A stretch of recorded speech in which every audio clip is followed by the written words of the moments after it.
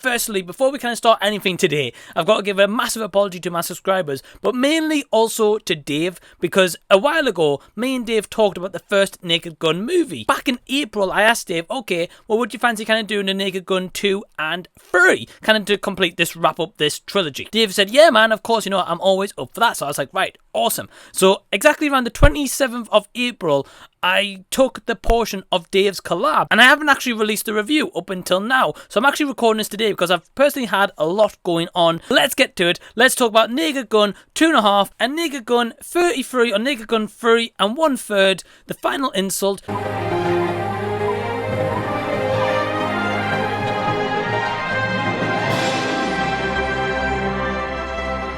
So thanks for joining me yet again on another review. Please feel free to smash that subscribe button so I can see you again next time. And I also wanted to give a big thank you very quickly to my subscribers, new or old, and I just really appreciate the support. So yeah, today I've got the awesome Dave from Interpreting the Stars, which you're going to see a very old intro from him, just consider it as kind of like a last viewing, I guess.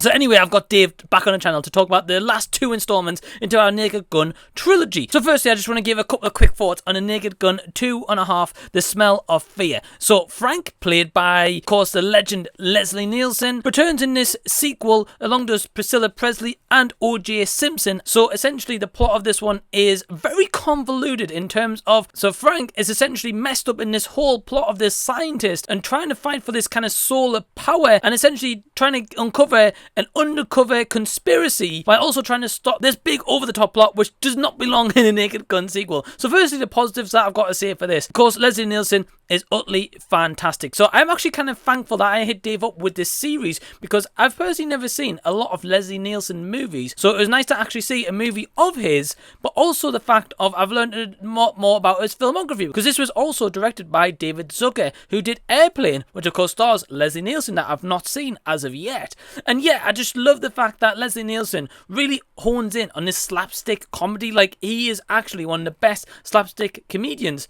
that I've seen. And if you really think about it, it really is a rarity because nowadays you don't tend to get a lot of slapstick comedies, and especially not as a trilogy.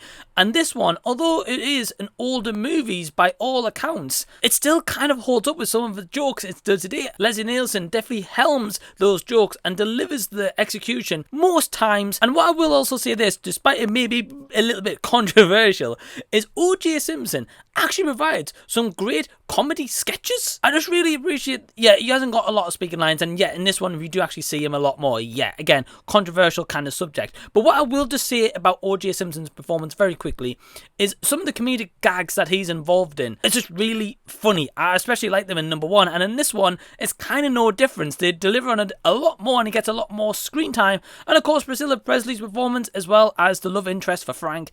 Yeah, I like her performance overall, so kind of like the chemistry between the three is overall pretty good. And Naked Gun 33 or Naked Gun 3 and 1/3, the final insult, essentially is around, again, Frank coming out of retirement to try and stop a gang of terrorists from detonating a bomb at the Academy Awards. So this one actually isn't directed as such by David Zucker, but instead Peter Siegel. I'm not really familiar with a lot of his work. One thing I can say right out the gate, again, the positives for this one is I just like the simplistic plot, because in the first one, when he's trying to save the assassination essentially of the Queen, I actually generally have a big fandom for basic plots, because not every movie you have to go all out on a big plot, and especially when it involves slapstick comedy. Leslie Nielsen again just shines in this movie, and it is a very controversial movie because of, again, O.J. Simpson, but again, the chemistry between our leads is just what kind of holds this trilogy up, and even until today. But mainly at the forefront of all of that is Leslie Nielsen's performance.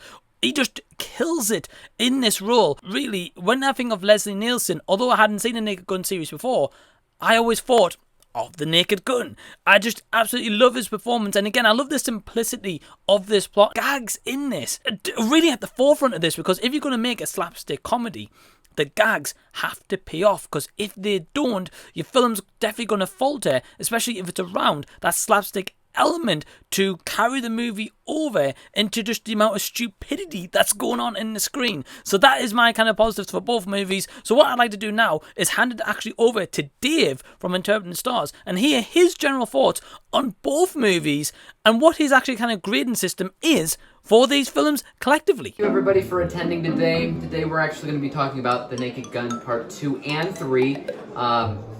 Read this. It's an emergency. This is an arrest warrant for O.J. Simpson. You are arrested for the murder of Nicole Brown Simpson and her friend Ron Goldman. Are you here today? No one's going to be harmed by the huge bomb that's going to explode anyway. Anyways, here's the review.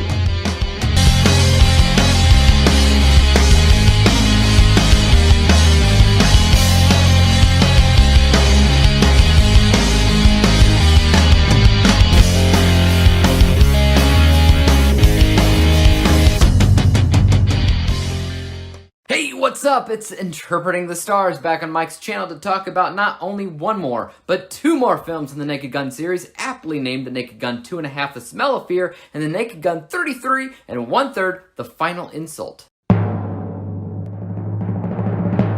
So the biggest thing that you have to remember with pretty much any of these films in the series is that you're not really watching it for the plot, right? It's all about the gags and the humorous skits that these people pull off. Sort of like how you don't watch SNL skits for their plots. Those are just secondary placeholders that are put in there to act as a glue for the jokes to make sense. Same thing here. These films could be about anything, and they'd still be funny. I mean, the plot could be about a bunch of flying hippos, and I'm pretty sure that they'd still find a way to make it work.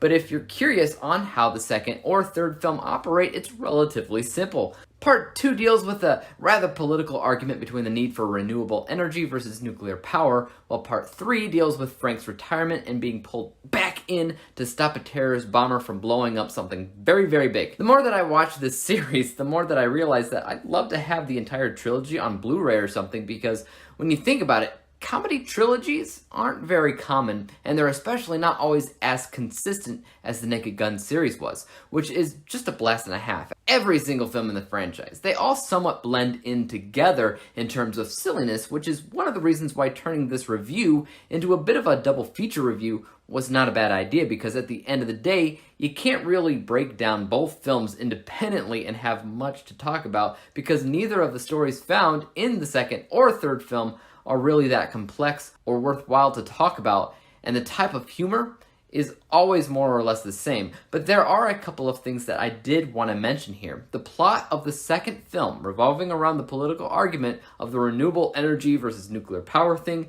that was way too much for a Naked Gun film in my opinion. I mean, if you recall, the plot of the first film was incredibly simple. It was about an assassination attempt on the Queen of England. That's it.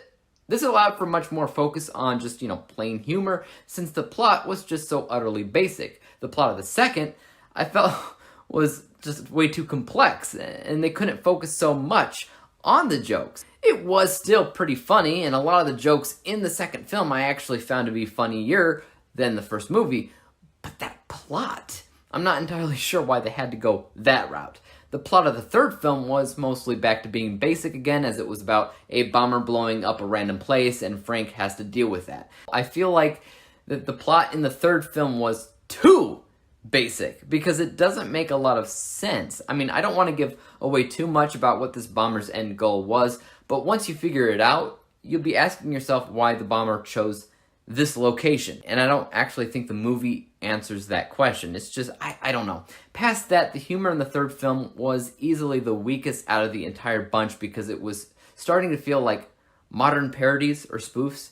You can tell it was making fun of other pop culture references like Thelma and Louise or Jurassic Park or things of that nature, which is what spoofs do in today's world. And that's the kind of stuff that I don't really find to be that funny or smart. In the past, the jokes have been smart, and they've even been relatable to this day. But the third film, it just felt weak because the jokes weren't as smart as they have been in the past, where the series began.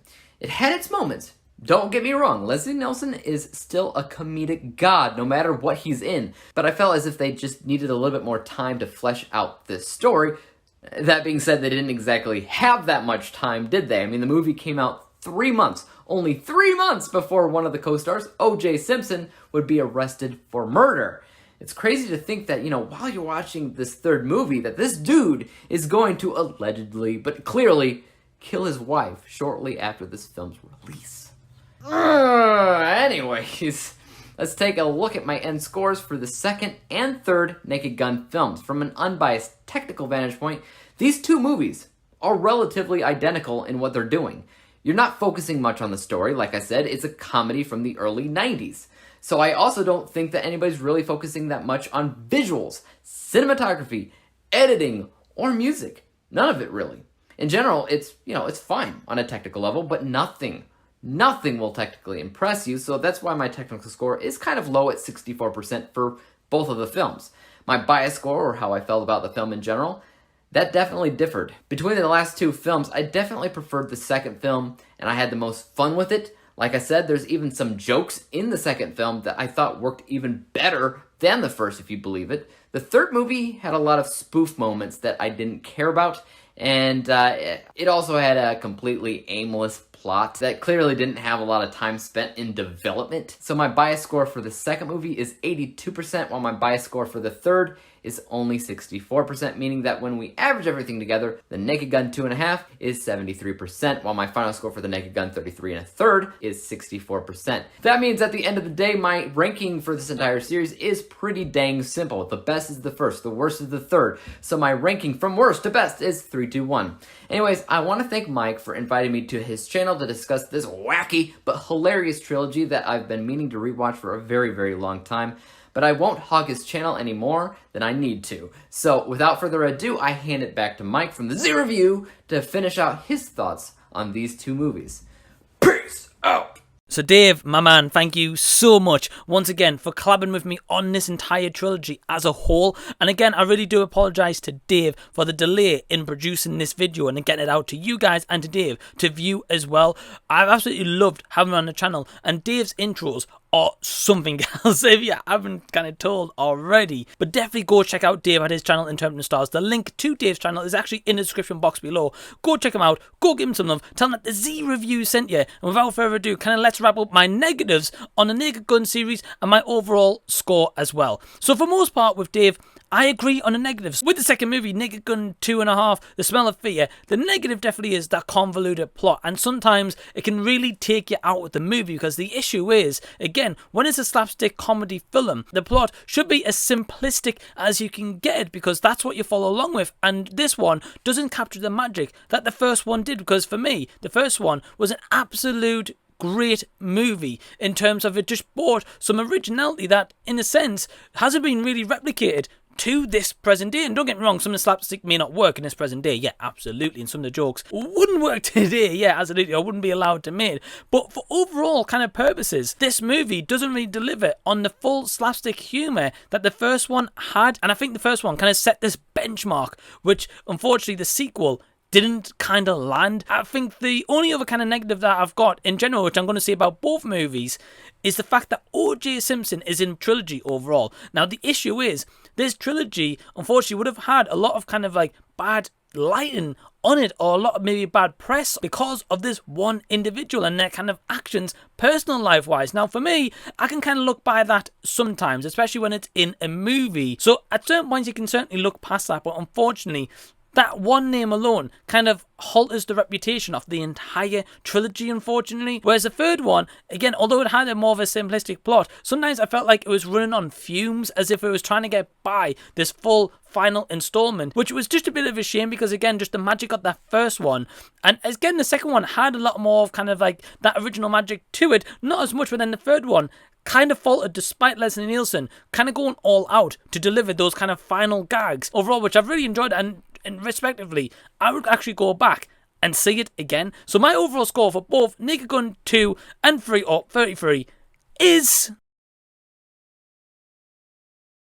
So yeah, again, I just want to thank Dave massively for collabing with me on this review. I've honestly really appreciated his thoughts throughout the entire 3 movies, and I can't wait to have Dave back onto the channel yet again to talk about a different series next time, and I certainly won't leave it as long. But again, you can find the links to Dave's channel in the description box below. Go give him some love, tell him that the Z Reviews sent you, and guys, again, please feel free to hit that subscribe button and the thumbs up button, so I know that you're loving the content and you'll be coming back around next time. But until that next time, when I'm back on, or Dave's back on the channel, this has been a Z Review, and I'll be seeing you later.